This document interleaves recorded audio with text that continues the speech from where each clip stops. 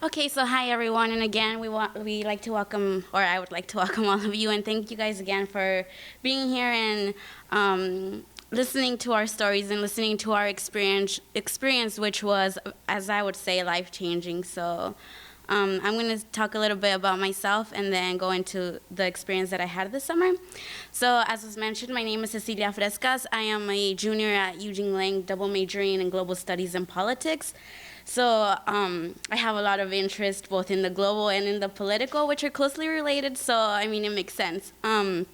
And this summer, I was placed with Latino Justice ProDef, which is the Puerto Rican Legal Defense and Education Fund. And it's a nationally recognized civil rights organization that uses litigation, education, and advocacy as a way to prevent discriminatory practices from happening. And they have a particular emphasis on issues that affect Latinos, hence the name Latino Justice. So as a Latina myself, it was really important for me to be in an organization that I could sort of relate to and think more about as like my culture and ways in which I could connect to it. So through Latino Justice, as a part of Latino Justice, I was, so who, what, why? So through Latino Justice, I was the communications and social media intern, I think, or fellow. I think that's the name we decided would be most appropriate, and I think it has a nice ring to it, so I'm going to stick to it. So as a social media and communications intern, I was in charge of all of the social media platforms: Facebook, Twitter, Tumblr, Instagram. So if you haven't already, please like, tumble, follow us on Latino Justice, great organization, and so I was doing that. I was primarily in charge of two different campaigns, one which was the Community Safety Act in New York City, and then the comprehensive immigration reform in the larger nation, in the nation. So both of these issues hit close to heart because, of course, the Community Safety Act and just the issues of stop and frisk, how they affect Latinos and people of color, and sort of these issues that I am really passionate about were kind of the things that I was working at in Latino Justice. And so for the comprehensive immigration reform, also as an immigrant myself, working on this issue was really, really important, and it made me realize a lot of things, and it made me think through a lot of the issues and sort of the larger discussion that happens through the immigration reform. And just one thing to point out that I think was really sort of what made Latino Justice different from other organizations that I've been a part of was that I was in a space where the other people working there were as passionate about these issues, and also that I could relate to them in a more personal level where I could go in there and say buenas tardes, buenos dias, and I was understood, and there wasn't a language barrier, and that to me was really important. And just where there were rice and beans in the kitchen, which they didn't last long there, but there was rice and beans in the kitchen, and it wasn't Spanish food, it was our food, like our culture's food. And so that was something that was really, really important to me, especially being in a place where I feel like a lot of times I don't relate as much. So this was definitely one of those experiences where I was able to be in touch with my identity and be able to grow more as a person and as a Latina. And so going back to... Oh, there was a picture. But going back to the comprehensive immigration reform and thinking about these issues in a larger context, as I was working through the comprehensive immigration reform and as we were doing messaging around this, as we were talking to different people about this and trying to put the comprehensive immigration reform in 140 characters or less, which is not an easy task, I will say, it really made me think about a lot of different things within the movement itself.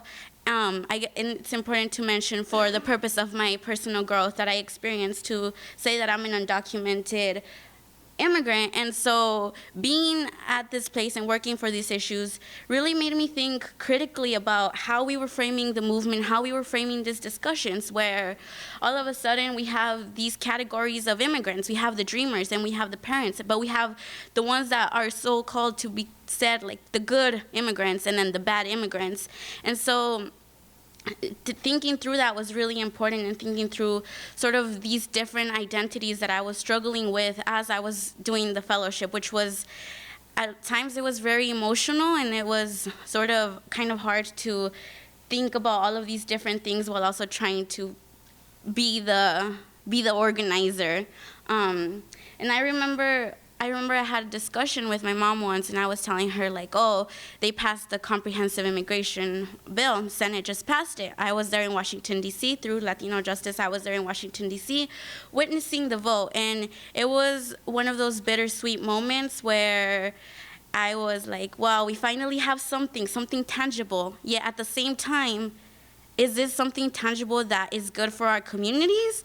Or is this something tangible that they're telling us is good for our communities? And so it was sort of this moment where I told my mom, and she was like, oh, I told her, I don't know if you are going to be able to qualify for this as it stands. And she said, it doesn't matter as long as you're able to qualify for something. No, my mom shouldn't have to tell me that. My mom shouldn't have to tell me that. It's okay just because you are able to get it. It doesn't, I don't matter. No, the system that we have is screwed up, and the system that we have is not working for our families. It's not working for my family.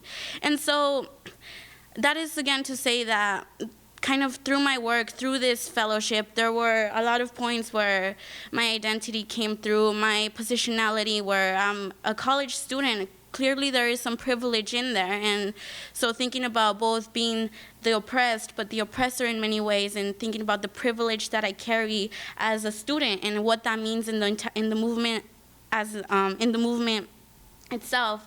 And so this allowed me to, this and also the space that was created through the fellowship as a whole, really made me think about these things and made me be critical of myself, of the movement, and of the discussion and the way that things are framed.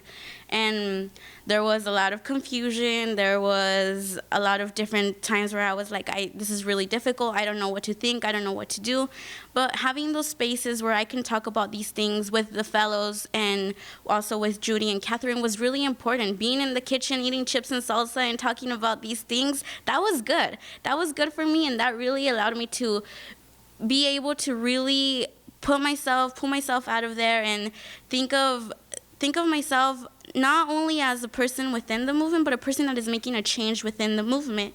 And so part of that is being part of the social justice movement, I think, is not getting overwhelmed with these larger issues, because yes, they do exist. And there's a lot of times where we're like, holy shit, all of these little things that I'm doing aren't gonna make a big difference. But then if we keep thinking that, if we keep having that mentality, where is that gonna get us? It's not gonna get us anywhere.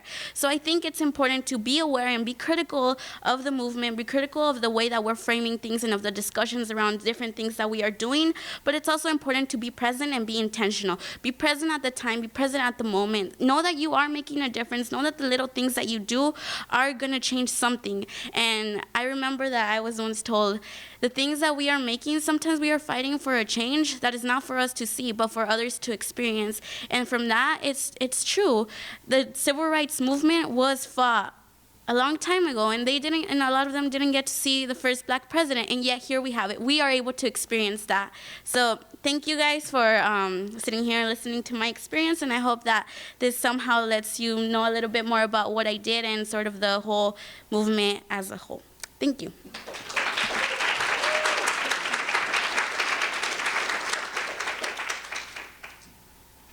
Thank you, Ceci. We actually have time for one question. I'm going to get our portable mic, and I will ask for anyone speaking tonight that you do use the microphone. We're lucky to have a videographer this evening, and we want to make sure your questions and your voices are captured in the film. So one question.